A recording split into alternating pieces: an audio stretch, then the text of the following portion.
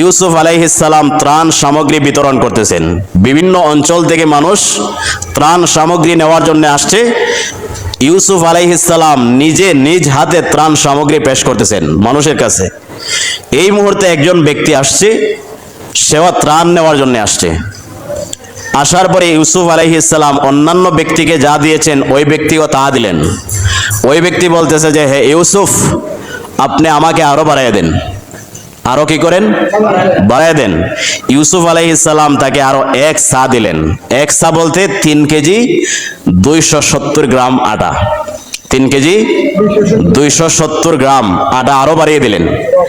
এটা দেওয়ার পরে ওই ব্যক্তি আবার বলছে যে, হে ইউসুফ, আমাকে আরো বাড়াইয়া দেন। কি করেন? আরো বাড়াইয়া দেন। ইউসুফ আলাইহিস সালাম আবার দিলেন। ওই লোকটা বলতেছে, আমাকে আরো দেন। পড়ছেন নি বিপাকে? আরো দেন। ইউসুফ আলাইহিস সালাম বললেন, আমি যদি তোমাকে সব দিয়ে দিই, মানুষ সমস্যায়, সবাইকে দিতে হবে, তোমাকে সবটা দিয়ে দিলে তো হবে না। ওই লোক বলতেছে যে, হে ইউসুফ, তুমি যদি আমাকে চিনতে, তাহলে আমি যা চাই সব দিয়ে দিবে। আমাকে চিনলে যা চাই সব দিয়ে দিবে। ইউসুফ আলাইহিস সালাম একটু নড়েচড়ে বসলেন, বললেন, তোমার পরিচয় কি? ওই লোক বলতেছে, আমি হচ্ছি সেই ব্যক্তি যে তোমার উপরে যখন জিনাহের অপবাদ দেওয়া হচ্ছিল, তখন আমি তোমার পবিত্রতা ঘোষণা করে তোমাকে মুক্তি দিয়েছিলাম। ঘটনা হচ্ছে, ইউসুফ আলাইহিস সালামকে যখন নেওয়া হয়, আজিজে মিসর ঘরে নিয়ে যায়। ইউসুফ আলাইহিস সালামের শরীরে যখন যৌবন চলে আসে, যৌবনের বাপ যখন আসে, এই জুলাইখা যে তাকে লালন পালন করেছে সেই প্রেমে পড়ে যায়। সূরা ইউসুফে বিস্তারিত ঘটনা আছে। শেষ পর্যন্ত সে জুলাইখা ইউসুফ আলাইহিস সালামকে কাছে নেওয়ার জন্যে, একেবারে মনোবাঞ্ছা পূরণের জন্যে ইউসুফ আলাইহিস সালামকে আহ্বান করে। ইউসুফ আলাইহিস সালাম বললেন, মাআযাল্লাহ, আমি আল্লাহর আশ্রয় প্রার্থনা করি, আমি এই অন্যায় লিপ্ত হতে পারবো না, মাআযাল্লাহ। কিন্তু সে 7টি গেট ছিল প্রাসাদে, 7টা গেট সে তালাবদ্ধ করে এবং ইউসুফকে ডেকে নেয়। ইউসুফ আলাইহিস সালাম বললেন, মাআযাল্লাহ, আমি এই গুনাহ থেকে আল্লাহর আশ্রয় কামনা করি। ইউসুফ আলাইহিস সালাম দৌড় দিতে লাগলেন। জুলাইখা বলছে যে, দৌড় দিয়ে কাজ হবে না, 7টি দরওয়াজা গেট তালা লাগানো এবং প্রত্যেকটা তালার চাবি এই যে আমার হাতে, আমার হাতে। ইউসুফ আলাইহিস সালাম দৌড় দিলেন, কারণ এখানে বিষয় হচ্ছে আসসায়ু মিন্নি ওয়াল ইতমামু মিনাল্লাহ, আমার কাজ হচ্ছে চেষ্টা করা, সাহায্য করা দায়িত্ব কার? আল্লাহর।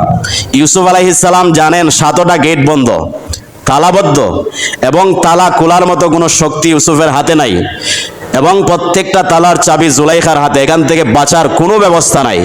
এরপরে তাওয়াক্কালতু আলাল্লাহ, আল্লাহর উপর ভরসা করে গেট পর্যন্ত যাওয়ার সামর্থ্য ইউসুফের আছে, বাকি সাহায্য করা কার দায়িত্ব?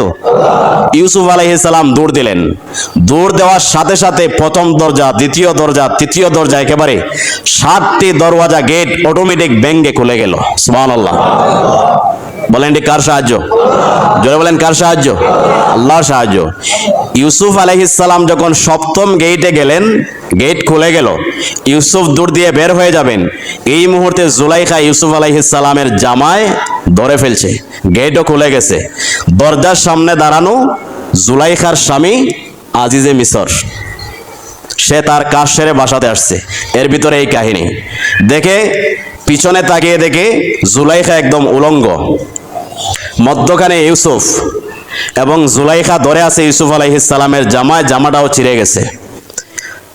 এই অবস্থায় যখন দেখছে স্বামীর কাছে ধরা পড়ে গেছে, জুলাইখা বলতেছে যে, যাকে আমরা ছোটবেলা থেকে লালন পালন করে, সহজ কথায় যাকে আমরা দুধ কলা খাইয়ে বড় করলাম, সেই আবার সুবল দিচ্ছে। বলেন নাউজুবিল্লাহ। মানে পুরা ঘটনা সে ঘুরিয়ে ইউসুফ আলাইহিস সালামের গাড়ে চাপিয়ে দিল। ইউসুফ আলাইহিস সালাম তো একেবারে বেকুব হয়ে গেলেন। ঘটনা কি আর সে বলছে কি? ইউসুফ আলাইহিস সালামকে আদালতে তোলা হলো, কারণ ইউসুফ আলাইহিস সালাম ছিলেন তখন একজন মাত্র গোলাম। কি ছিলেন? গোলাম। আসলে তো গোলাম না, তাকে গোলাম হিসাবে বিক্রি করা হয়েছে। অপরদিকে বাদশার স্ত্রী। বলেন, বাদশা কার কথা শুনবে? কথা বলেন, কার কথা শুনবে? স্ত্রীর কথা শুনবে।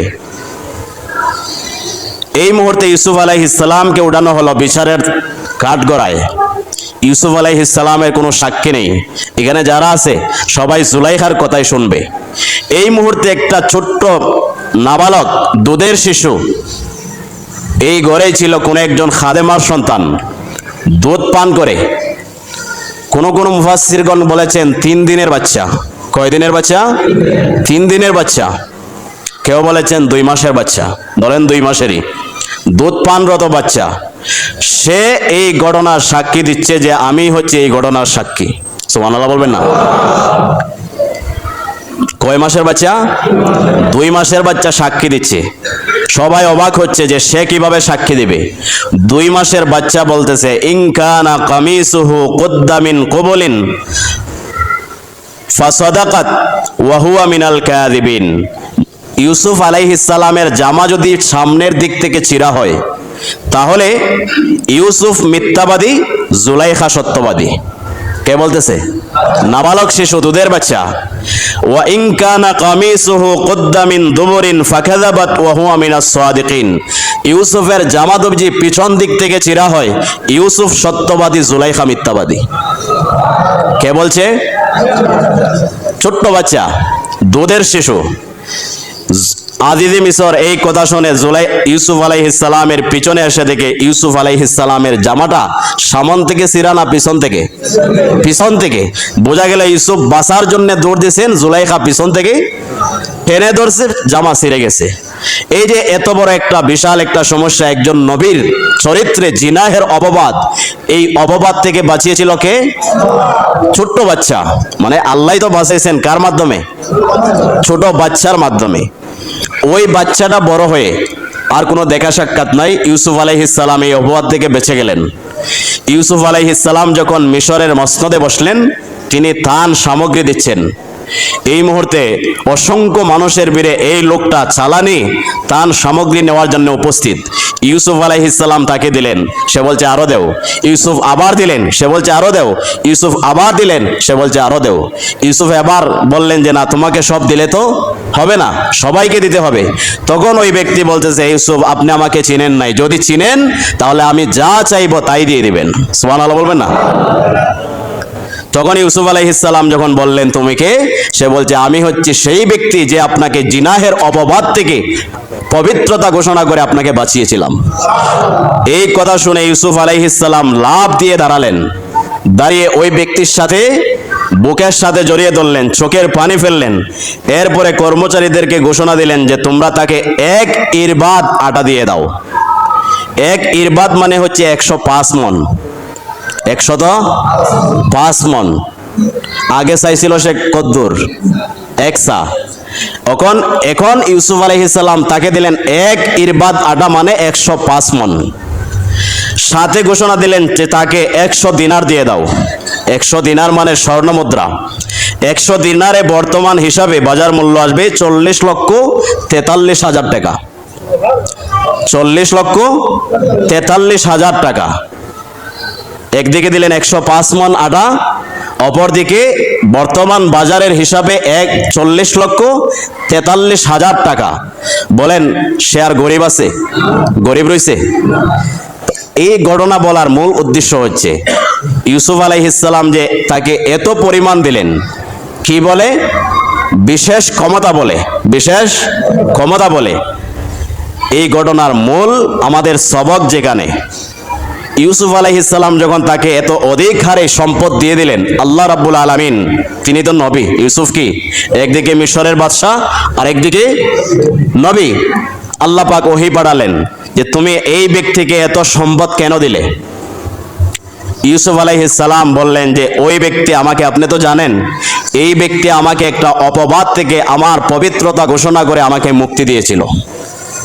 আল্লাহ রাব্বুল আলামিন বলেন, হে ইউসুফ, জীবনে একবার তোমার পবিত্রতা ঘোষণা করার কারণে যদি তুমি তাকে খুশি হয়ে এত অধিক পরিমাণ সম্পদ দিয়ে দাও, তাহলে তুমি একবার কি চিন্তা করেছো আমার যেই বান্দা বান্দি সকাল থেকে নিয়ে সন্ধ্যা পর্যন্ত ফজরের সময় ঠান্ডা পানিতে ওযু করে আল্লাহু আকবার, আল্লাহ সবার চাইতে বড়, এই তাসবিহ পবিত্রতা ঘোষণা করে কখনো রুকুতে সুবহানা রাব্বিয়াল আযীম, আল্লাহ সবচাইতে মহান, কখনো রুকুর হালতে কখনো সেজদার হালতে আমার যে সমস্ত বান্দা বান্দি বান্দিরা সকাল থেকে নিয়ে সন্ধ্যা পর্যন্ত আমার তাসবিহ গণনা করে সকাল সন্ধ্যা, তার প্রতি আমি কতটা সন্তুষ্ট হই তুমি কি জানো? তুমি যদি জীবনে একবার তোমাকে পবিত্রতা ঘোষণা করার কারণে এত সম্পদ দিয়ে দাও, আমার যেই বান্দা সকাল থেকে না সন্ধ্যা পর্যন্ত আমার তাসবিহ পড়ে আমার পবিত্রতা ঘোষণা করে, আমি তার জন্য জান্নাতে কি প্রস্তুত করে রেখেছি তোমার কি অনুমান হয়? সুবহানাল্লাহ। আল্লাহ পাক রব্বুল আলামিন হাদিসে কুদসিতে বলেছেন, আমার এই সমস্ত বান্দাদের জন্য আমি এমন জিনিস প্রস্তুত করে রেখেছি, মা লা আইনুন রাত, যেটা কোনো চক্ষু কোনোদিন দেখে নাই, ওয়ালা উযুনুন সামিআত, কোনো কান সেটা শুনে নাই, ওয়ালা খাতারা আলা কলবি বাশার, কোনো মানুষের বিবেক এটা কল্পনা করে নাই।